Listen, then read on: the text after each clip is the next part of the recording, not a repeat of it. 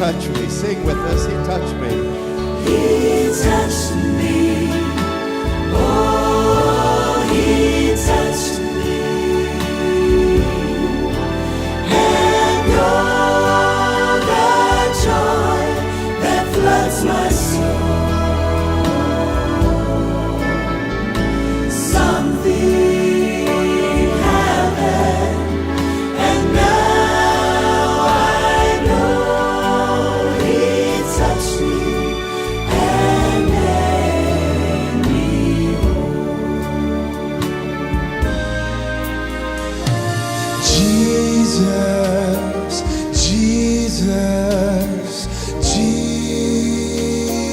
Jesus, there's just something about that name.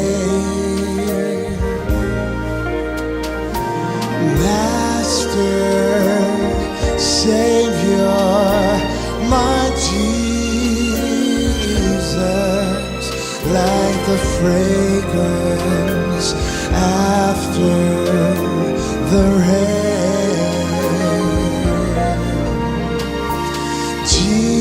Jesus, Jesus, Jesus, let all heaven and earth proclaim.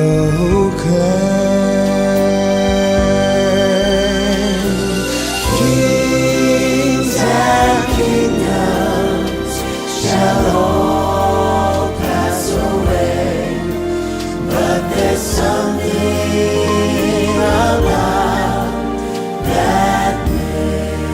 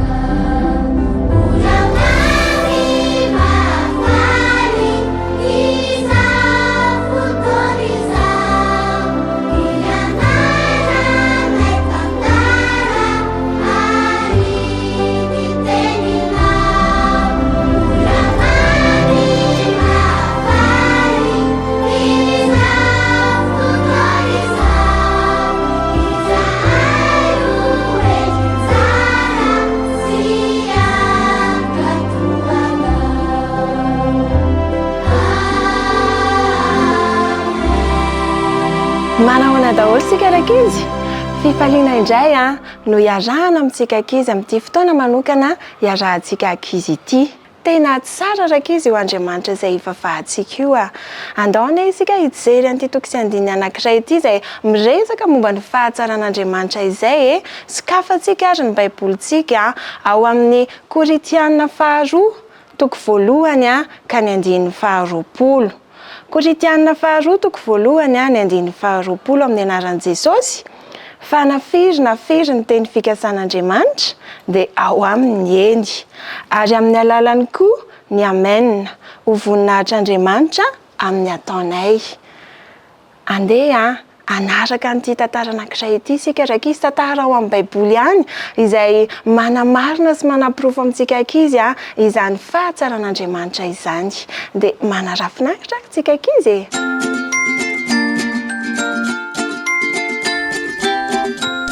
Ny ady lehibe efa vita, ny herin'i Jehovah efa hita, bala sy ny mpaminany ny resy tokoa, hitany aby zany ka vaky ny loha. Dia hoy Eli, mihinana amin'izay fitoorany ity hilatsaka indray. Ny orana ve ho avy amin'izay? Ho maitso zany ireo tany hay. Dia lasy ahaba ka ninana sy ny sotro, fa Eli kosa lasa nandroso. Niakatra teny atapoka voana, ny mpanompony koa nandeha fa vonona foana. Dao sika hiakatra tampoka voana, dao sika hiakatra foana, hiakatra tampony Karmela, satria Jehovah Andriamanitra efa ela. Andatsaka orana izy amin'izay, andatsaka orana mba ho anay, izay kasainy tanteraka foana, ny nona sakana eo aloana. Rehefa teo atapoka voana, tsy mbola nisy orana fa tena foana. Nandohalika Eli ny ankohaka mihitsy, Jehovah o mianofa mbola tsy misy. Ry mpanompo mandehana jereo, ny ranomasina ve efa misy meo eo? Tsy misy tompoko, tsy misy foana, fa ndrao andro mazava no eo anoloana. Dia nirainy Eli indray, indray dia indray, impito izy tamin'izay. Dia indro ilay rahona kely nitsikasina, ny ainga avy eo ambony ranomasina. Ry mpanompo mandehana any amin'ny mpanjaka indray, lazao izy diana mody amin'izay. Aingana fahazamianahana, sao dia voasakana tsy tonga tanàna. Dia nilatsaka ny orana, nanafiotra nahatorana, ny azakazaka Eli, ny otra, ny soavaly sy kalesy tsy afananoatra. Ny fanahy no nampahery ilay mpaminany ho modely, orambe mivatravatra noho injao milatsakany. Andriamanitra ihany ho Iahaba no mahay izany.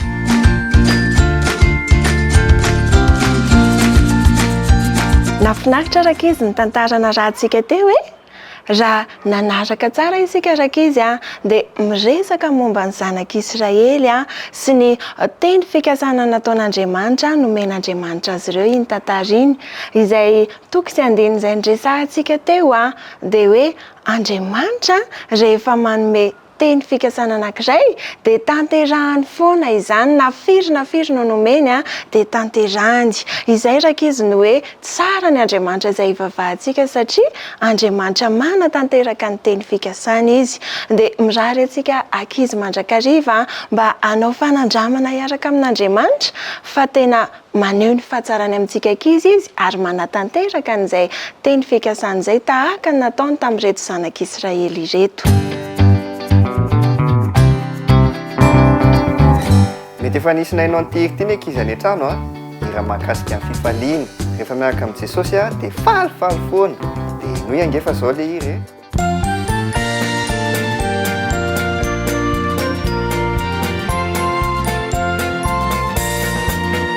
Fali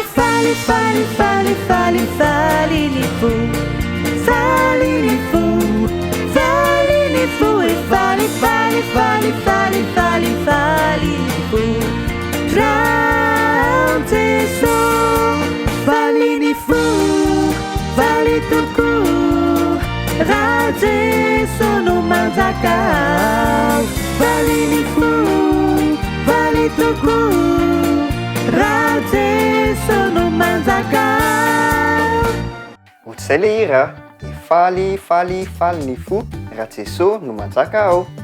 tsotra kely le hira efa be dia be mihitsy ny mahay any an-trano dia ndao aritsika rehetra iaraka anao an'izy amin'izay.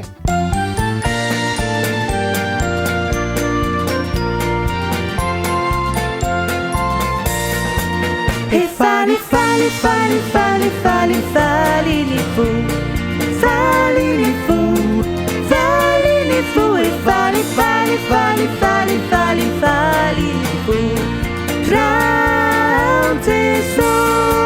Fali, li fou. Fali, tuku.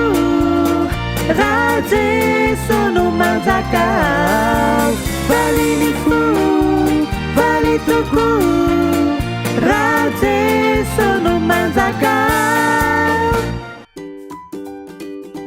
Le banc de l'amitié. Texte Wendy Médour. Illustration Daniel Egnes. Maison d'édition 1, 2, 3 Soleil. Tilly et Nuts viennent d'emménager au bord de la mer, dans une nouvelle maison caressée par les embruns. Comme c'est haut vu d'ici. Oh oui. Quand Tilly lance une balle, Nuts lui court après. Quand Tilly fait la roue, Nuts aboie. Quand Tilly lui caresse la tête, Nuts remue toujours la queue. T'es trop mignon. Toi, je t'adore. Est-ce que Nuts peut m'accompagner dans ma nouvelle école? Demande Tilly. Les chiens n'ont pas le droit d'entrer dans la cour, chuchote maman. Je peux rester avec lui? Allons, Tilly, nous serons vite de retour, assure maman en lui faisant un gros câlin. Oh maman, s'il te plaît. En classe, rien n'est pareil sans Nuts. J'ai tout fini mon dessin. Tilly, on se concentre s'il te plaît. Dans la cour, Tilly joue toute seule. Vas-y Alexandre, passe la balle. Tu devrais aller t'asseoir sur le banc de l'amitié, dit le maître. C'est là que les enfants se font de nouveaux amis. Mais le banc de l'amitié est à l'autre bout de la cour de récréation. Et le temps d'y arriver,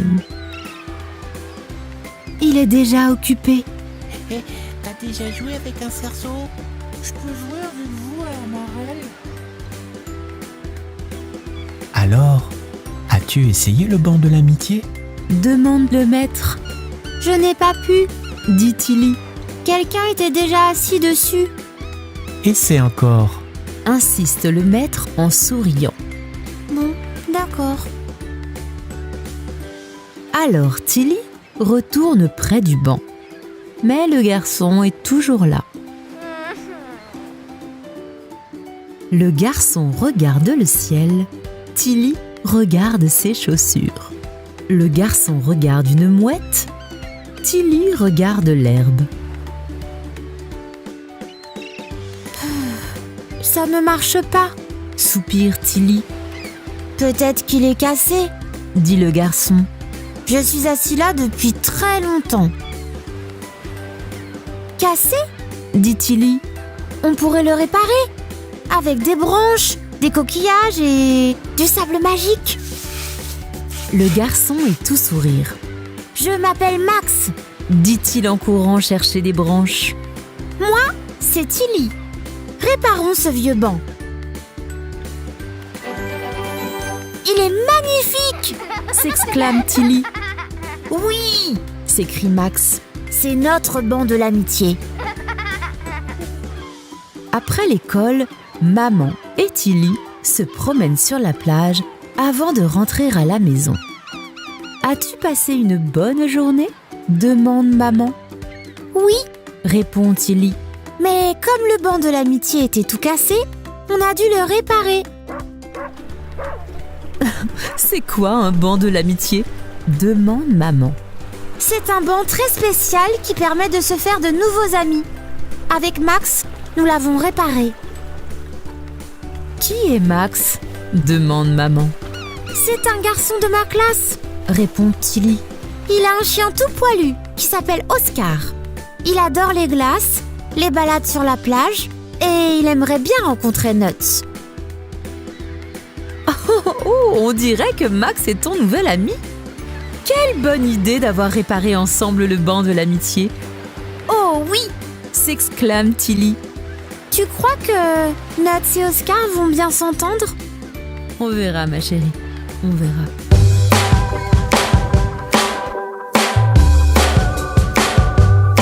I've got the joy, joy, joy, joy down in my heart. Where? Down in my heart. Where? Down in my heart. I've got the joy, joy, joy, joy down in my heart. Where? Down in my heart to stay.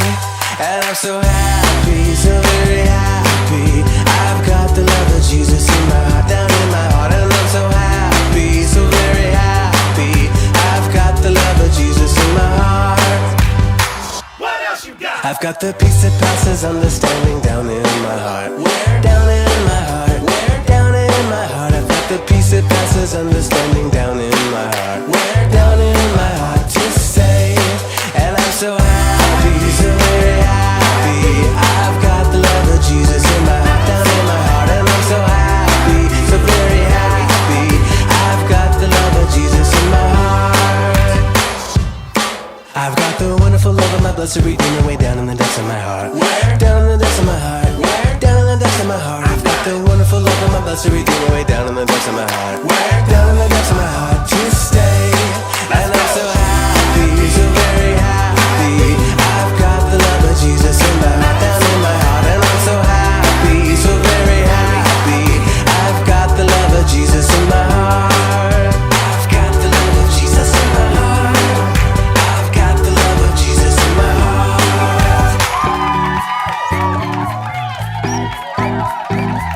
Tonga sondraitsika raha izy atao anatin'ity fandaharana zava-miaina ity aloha hevitra vaovao indray no resahantsika amin'ity androany ity izay no ampitondraina lohateny hoe ahoana ny atao rehefa miresaka amin'ny olona anankiray isika.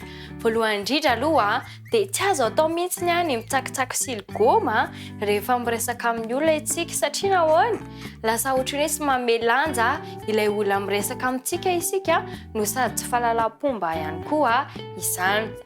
Inona ihany koa tsy azo atao ny milalao telefona rehefa miresaka amin'ny olona isika.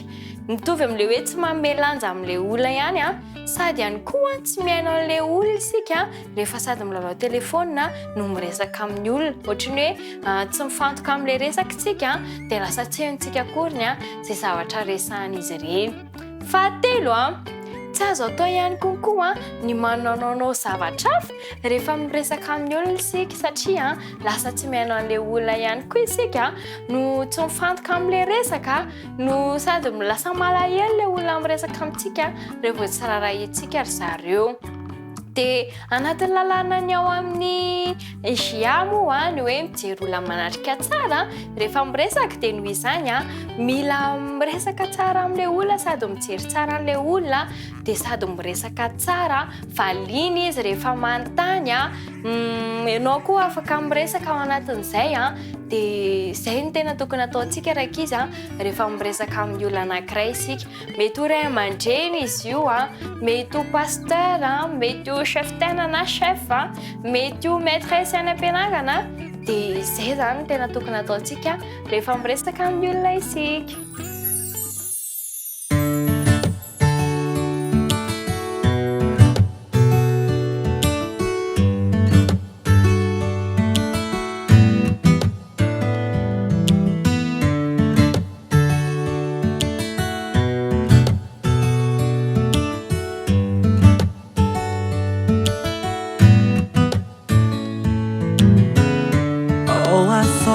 That I am strong enough to stand on my own without you, Lord.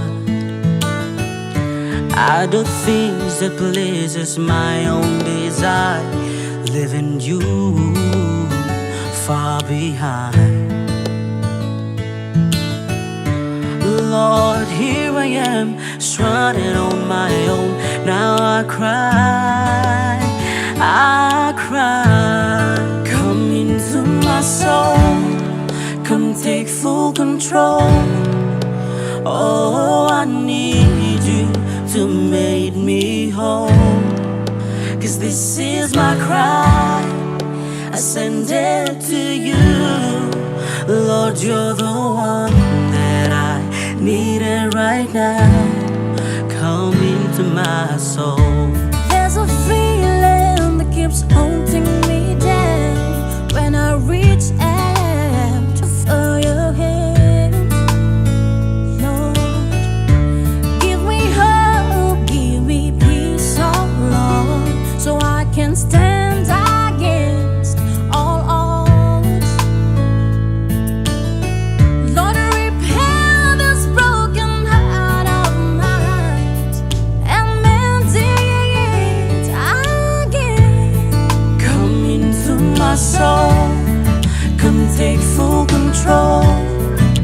Oh, I need you to make me whole. 'Cause this is my cry, I send it to you. Lord, you're the one that I needed right now. Come into my soul.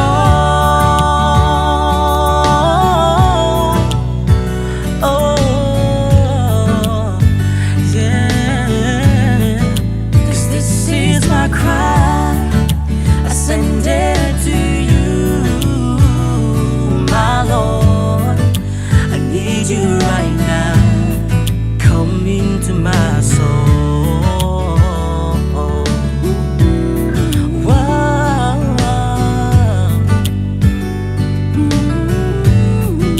You're all that I wanted, Jesus. Ooh. Come into my soul.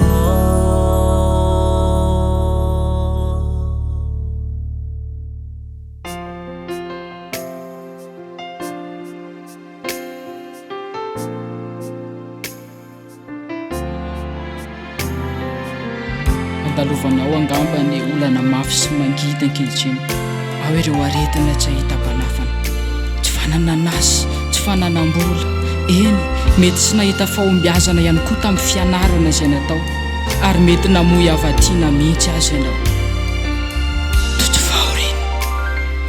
fahorina to tsy zakany ngidiny, eny rotsakany raha no maso tsy fidiny. Azy ianao tompo, ianao ve mijery, uri loatra io, uri ny fanahy. Tonanjavonavoko ireo no kasaina, ny tarazokania ny natsomaraina. Milanao tompo, raha eo jereoa, sisy afatsy anao lavozy, kado mitalao. Mety aviviniky anao, havio tantana. Asakivoro namako, mahereza, fa ny tompo eo anilanao amahy ireo olona tonangeza. Aza mitomany fa ny tompo vonina hitantana ny fiainanao hatrany. Aza mierikerika intsony fa efa natolo ho anao reny fa.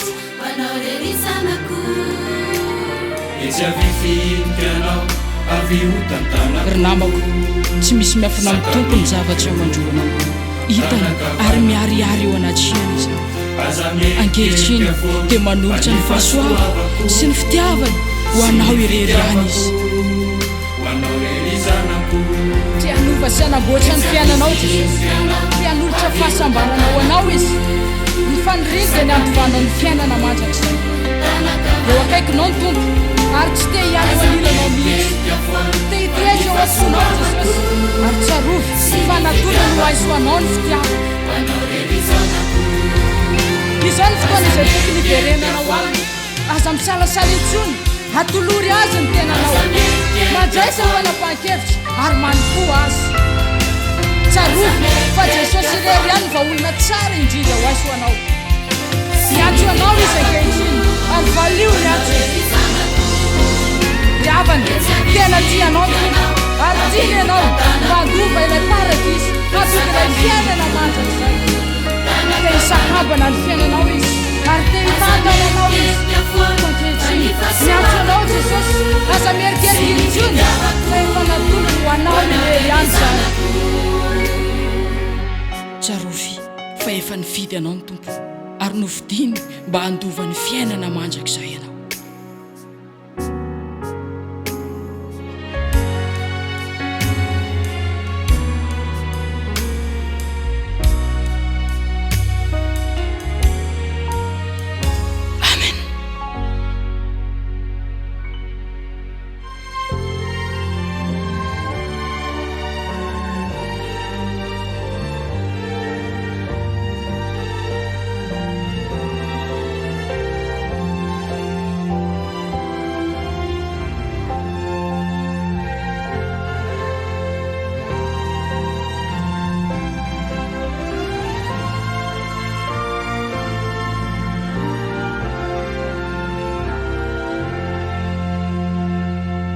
faly tafahoana finaritra indray aminao mpanaraka ny fandaharana ary manasanao mpitiavana anaraka izany hatramin'ny farany.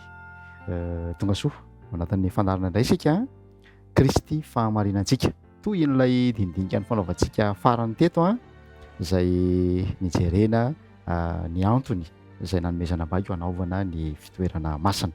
Mbola vonina hatrany ny namantsika ny pasteur André Paratina Fanera hitondra ny fiarah-mianatra, hitondranao ihany koa hamakivaky ny fitoerana masina ao anatin'ny fianarana ny baiboly koa manasanao zay mba ho liana ary taona namana ihany koa. Zava-dehibe ny fotoanana namana satria ny nandray maimaim-poana dia tokony hizarana izany maimaim-poana ihany koa. Raisina mpifaliana ianao pasteur ary dia ndao tohizana ny fandaharantsika. Enare amin'ny fifaliana mandrakariva no hiara-bananao raha ladino hiara-bananao ainkoa zay tafaraka amin'ny alala zao fandarana zay tondranao any amin'ny fiainana mirakizay ary ihany koa ho tanterahana aminao ny fanamarinana zay ataon'i Jesosy Kristy. Tamin'ny fiaonantsika farany pasteur dia nisy an'ilay hoe rehefa mahatsapa ny fanatrehan'Andriamanitra ny olona anankiray ny vokatra amin'ny fiainana dia mahatsapa izy fa mpanota. Ary rehefa manota izy dia saina mba hiditra eo amin'ny atao hoe lalany dingan'ny fibebahana. Inona ny ifandraisan'izay amin'ny fitoerana-masina? Aiza ho aiza amin'ilay sarina asehoan'i Mosesy tsika zao rehefa azon'ilay mpanota zany ny toerana misy azy. Tena mahaliana be izy io ary eto dia mbola mahaverina indray namana dinao mba tsy adino le izy dia le hoe ny loha hevitra tsika lehibe zany dia le hoe fanamarinana amin'ny finoana. Zay hoe fanamarinana amin'ny finoana. Ahoana ny mahakasika an'izany hoe fanamarinana atsika izany amin'ny finoana Jesosy Kristy? Ahoana no hatanteraka an'izay koa?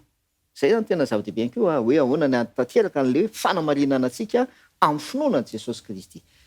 Dia ho ziza hoe ny fomba tsara indrindra zay anazavana an'izay dia ny fanompoam-pihavana tao amin'ny fitoerana masina. Dia izay mahatonga antsika hoe ndao ara ho jerevantsika ireo dingana sy ireo fanompoam-pihavana izay tanterahana tao amin'ny fitoerana masina tany an'efitra.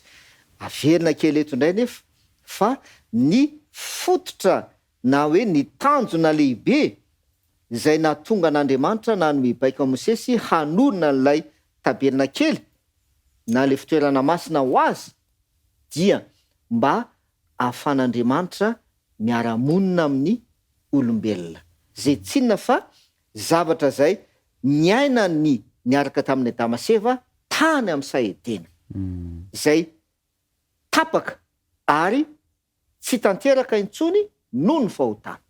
Sady zay dia te hamelona an'izay indray zany Andriamanitra dia tamin'ny alalan'ny fitoerana masina no fomba nanehoan'Andriamanitra sy nanatanteran'Andriamanitra an'izay. Enary raisiko amin'izay zany le hoe ny dingana voalohany izay ataon'le olona zany dia ny fahatsapana ny fanatrehan'Andriamanitra. Rehefa mahatsapa ny fanatrehan'Andriamanitra izy eo amin'ny fiainany dia mahatsapa ihany koa ny toerana misy azy. Inona moa ilay toerana misy azy? Mpanota. Mahatsapa izy fa mpanota. Tsy mendrika eo anatrehan'Andriamanitra. Sady zay? Dia izao nefa zavatra miseho namana dinao. ndao aka ohatra anankiray tsika ao amin'ny 15 le zanaka. Liko 15 dia vakitsika ny 17. Liko 15 ka ny 17. Zao no vaky ny teny a. Liko 15 ny 17. Ary raha nody ny sainy dia hoy izy indrisy maro ny olona karamain'ny raiko manankanina be dia be fa za kosa maty mosary eto. Io a le fahatsapana ny toerana misy ny tena hoe za maty mosary eto, zaho zao ny fiainako. Eto moa zany le zanaka dia mampitany tenany amin'ny olona karamainy rainy, amin'ny pikarana. Mampalahelo be le zavatra miseho a. Mampitany tenany izy amin'ny pikarama, amin'ny olona karaman'le rainy. Nefa izy zanaka fa tsy pikarama. Azonao dinao hoe le izy. Fa lesona raisika eto zany ho an'le zanaka dia zavatra anankiroa. Raha nody ny sainy, zay ny voalohany indrindra, nody ny sainy, zay le fahatsapana. Avy eo tsapany le toerana misy azy, izao maty mosary eto. Dikan'izay raha tsy ataontsika hoe raha tsy mandray fanapahan-kevitra zany dia maty eo, dia tavela eo. Dina tokoa zavatra nataony. 17. 17 amin'ny Lioka 15. Zao no vavaky ny teny. Iainga aho dia ody any amin'ny raiko ka hanao aminy hoe raiko efa nanota tamin'ny lanitra sy teo anatrehanao aho. Toiso 17. Ka tsy mendrika atao hoe zanakao intsony fa ataovy takany anankiray amin'ny olona karamainao aho. Rehefa natsapa izy, nody ny sainy, tsapa ny toerana misy azy hoe maty eto aho, eto amin'ity toerana zao, raha tsy mandray fanapahan-kevitra dia niainga izy ozy izy, niainga izy dia nody any amin'ny rainy. Namana dinao eto zany dia miteny antsika mihitsy hoe dingana ao amin'ny fanamarinana antsika. Dia zao ny fahatsapanao ny toerana misy anao. Tsy ampanefa izay hoe mahatsapa fotsiny za ina moa zava dia mpanoty de efa de tsisy de efa zao zao ny fiainana fa de ratsy tsy mijanona amin'izay fotsiny fa maty tokoa ianao tahaka an'ity zanaka ity hoe maty mosary eto, maty eo ianao. Raha mijana fotsiny amin'le hoe nody ny sainy de maty eo izy, fa mila mandray fanapahan-kevitra hoe iainga aho de ody any amin'ny raiko, iverina any amin'ny raiko. Ndao raha iverintsika any amin'le amin'ny fanompoam-bavahana ny fitoerana masina.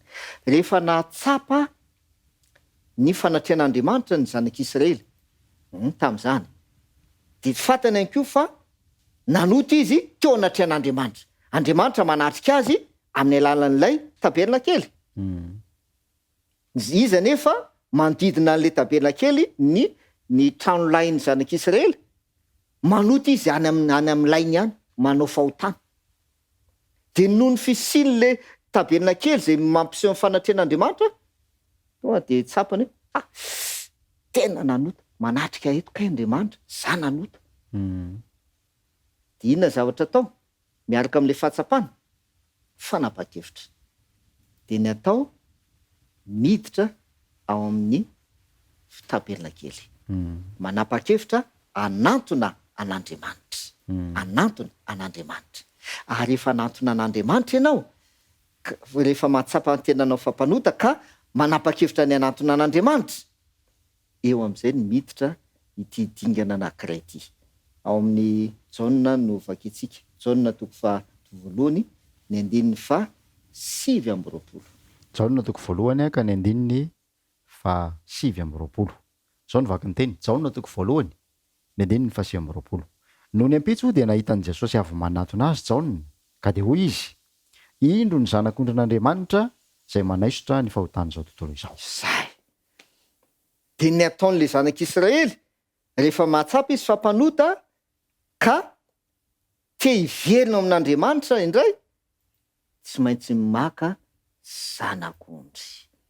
Tsy maintsy maka zanak'ondry izy ary mitondra le zanak'ondry izy miditra ao amin'ny fitoerana masina. mampiseho izy le zanak'ondry Jesosy. vakinao io Jesosy zanak'ondrin'Andriamanitra izay manaisotra ny fahotany zao tontolo zao. Namana dinao eto zany de fampizahantsika hoe ndraindray betsaka ny olona no mijanona fotsiny eo amin'le fahatsapana.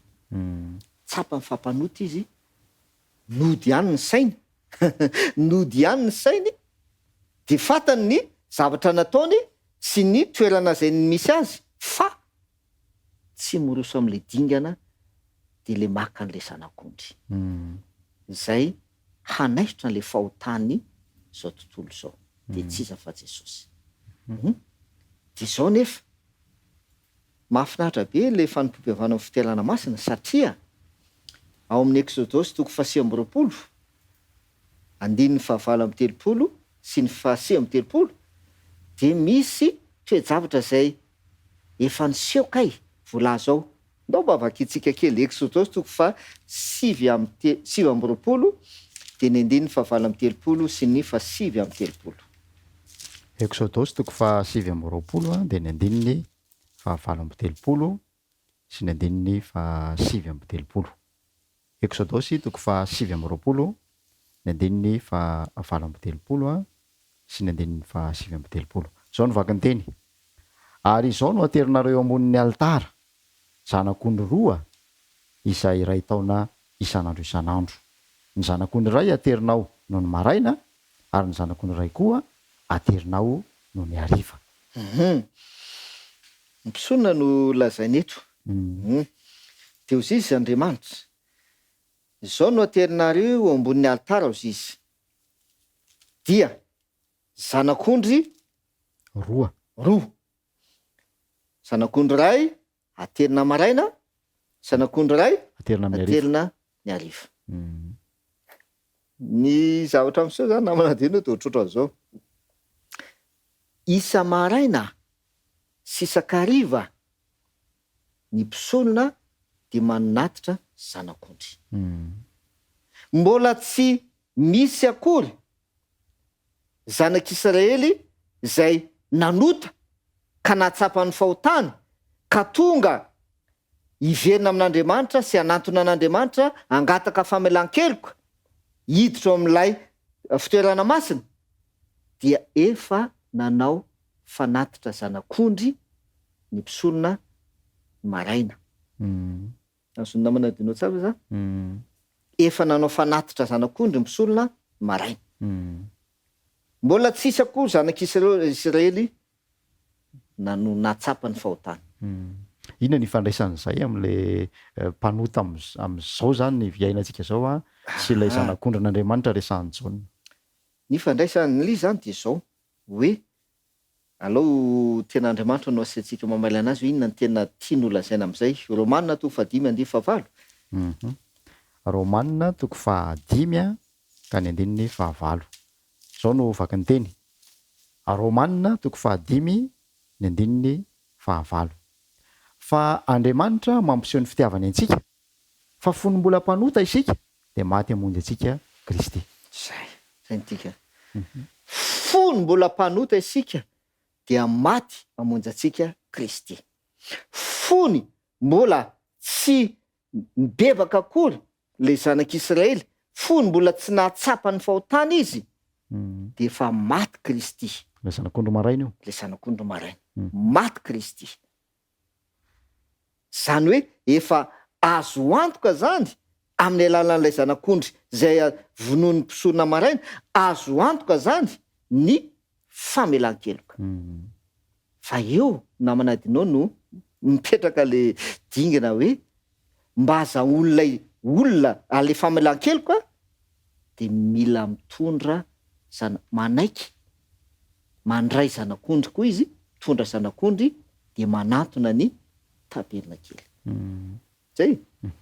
Faratahiny zany hoe misy olona nanota tao amin'ny zanak'Israely nanota tsy niaika izy, tsy mibebaka izy. Le zanak'ondry maraina nefa efa maty. Zay le hoe ny famonjenatsika tompoko dia efa azo antoka ao am' Jesosy. Fa mba azahorinao an'le famonjena de ianao mila manaiky ary mila mandray an'le zanak'ondry. Zay zany izy. De zay le Jaona 7:20 manao hoe fa toy izao nitiavan'Andriamanitra zao tontolo zao nomeny ny zanan'ilay tokana nomena an'izao tontolo izao Jesosy efa maty Kristy fony mbola mpanotsika. Dikan'izay azo ny olona rehetra atao ny ovovonjy. Zay azo ny olona rehetra atao ny ovovonjy satria Jesosy efa maty. Le zanak'ondry maraina io zany. Na bebaka ianao na tsy mibebaka ianao efa maty ho an'ny zao tontolo zao Jesosy. Zay. Fa mba azahoinao an'le famonjena de zay le hoe mba tsy ho very zay rehetra mino azy. Mino azy. Fantanina kely ary hoe le manosika an'io mpanota io hiditra ao ve zany efa finonan'le zanak'ondry. Zay indrindra. Le mpisorona efa nanao fanatitra maraina. Nanota le olona. De amin'ny alalan'ny finonany le fanatitra zay nataon'le mpisorona tamin'ny maraina no hanatonany ny fitoerana masina. Amin'ny finonan'le fanatitra zay natao tamin'ny maraina. Zay tandidon'i Jesosy Kristy. De zay mahatonga azy manatona ka tia azo an'ilay famonjena sy famelan-keloka. Inona zany no mazava-doza an'le hoe conscient ny mpanota anankiray fa mijanona eo amin'izay toerana izay tsy mandray an'ilay zanak'ondry, tsy hiditra ao amin'ny vavahady, tsy handray an'ilay inona ny fatiantoka entin'izay eo amin'ny fiainan'ny mpanota anankiray. Mazava ho azy moa zany fa tiantoka moa zany dia tsy tanteraka le famonjena. Zany hoe le famonjena zany ahoana re zany ilazantsika anazy hoe efa accompli. Efa accompli le famonjena tamin'ny nahafatesan'ny Jesosy le zanak'ondrin'Andriamanitra. Fa rehefa tsy mibebaka le olona dia tsy aki le famonjena. Tsy aki. Dia ohatrohatran'izay fotsiny ilay izy hoe le famonjena efa io ohatran'ny hoe ty zavatra ty zay omena natao omena an'le olona mahay miampona. Efa natokana ho anazy ty, efa nireservenao anazy zany ty, zay ny tena marina. Fa rehefa tsy mandray izy de tsy azo. Tsy anazy ihany le izy. Tsy anazy le izy. Ia, mino fa de mazava amintsika zay sary zay somary mandeha miadana de miadana ny fanazavana mba tonga antsika aharaka tsara lay tena ampitaina ao anatin'izay rehetra zay. Ndaondray ary fitinina le fizarana ny rahantsika androany pasteur mialohan'ny anaovana vavaka ho an'ny amin'ny tena antsika anazy angamba de fantaniana no apetrako de aleo ianao mamaly. Raha arak'izay fanazavana izay zany zao inona raha zany zao ny dingana zay tokony ataon'le olona. Rehefa mahafantatra fa mpanota izy. Iny hoe natsapy izy aloha fa mpanota satria noho ny fanatrehan'Andriamanitra sisy. Ny dingana tokony ataony zany raha ny zavatra noraisiko teto de ny mandray an'ilay zanak'ondry mitondra azy eo amin'ilay toerana zay ao anatin'ilay taberna kely anatin'ilay fitoerana masina mba ho fanatitra noho ny angatana le famelan-keloka. Zay anankiray fa nisan'ny dingana ihany de le hoe ny fanekeny amin'ny alalan'ny finoana le fanatitra maraina. Nataon'le mpisorona. Nataon'le mpisorona.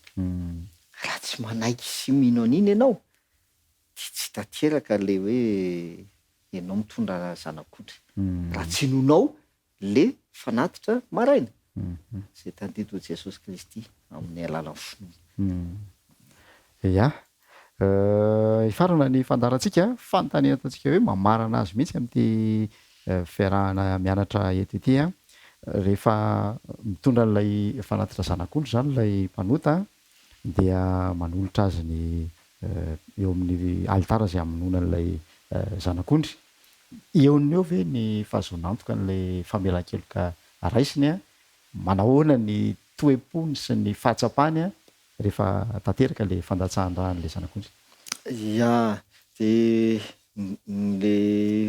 le valiteny meko teo no mamaly an'izay le hoe amin'ny finoana ane no hitondran'ilay olona zanak'ondry ho finoana amin'ny finoana no hitondrany an'ilay izy amin'ny finoana n'inona amin'ny finoanan'ilay fanatitra natao tamin'ny maraina zava-dehibe zany zay namana dinao tena atsindriana tsara hoe noho ny finoany an'ilay fanatitra zay natao tamin'ny maraina fanatitra zay natao ilay mpisaola tamin'ny maraina no hitondrany an'ilay zanak'ondry. Zay zany de efa anisany antoka ny amin'ny famonjena sy ny famelan-keloka satria famelan-keloka mantsy no azony eo amin'ny alalan'ilay fanatitra. Antoka ao anazy zany ny amin'ny famelan-keloka ny finoany an'ilay fanatitra zanak'ondry zay natao finoana tamin'ny maraina. Mbola eo midingana voalohany fotsiny amin'le sary zay resantsika zay mbola hitoy ny fiara-mianatra fa ndao aloha entina mavaka zay ray amin'le vavakantsika avy raha inay zay ny an-danitro misaotra noho ny teninao fantatray araka ny voalazan'ny teninao teo fa Jesosy Kristy ilay zanak'ondrin'Andriamanitra dia maty fony mbola mpanoty izay eny efa nanome antoka ny amin'ny famonjenanay Jesosy Kristy reseo lahatra ny amin'izany izay ary aoka ihany koa zahay mba hanaiky sy ino ny fanavotana zay nataon'i Jesosy ho anay tsirairay avy momba anay ankehitriny amin'ny anaran'i Jesosy amen. Dia ankasitranay ny faharetanao nanaraka ny fandarana hatramin'ny farany isaorana betsaka ny koa namina teknisianina zay nanao ny ainy-tsy ho zavatra mihitsy tamin'ny fampitana ny sary sy ny feo tany tokantramin'ny tany. Isaorana ny pasteur Leopoldina Fanera zay inoko fa mbola voninay araka amintsika amin'ny fiaonana manaraka. Mankasitraka pasteur. Mankasitraka raha soa antsika rehetra.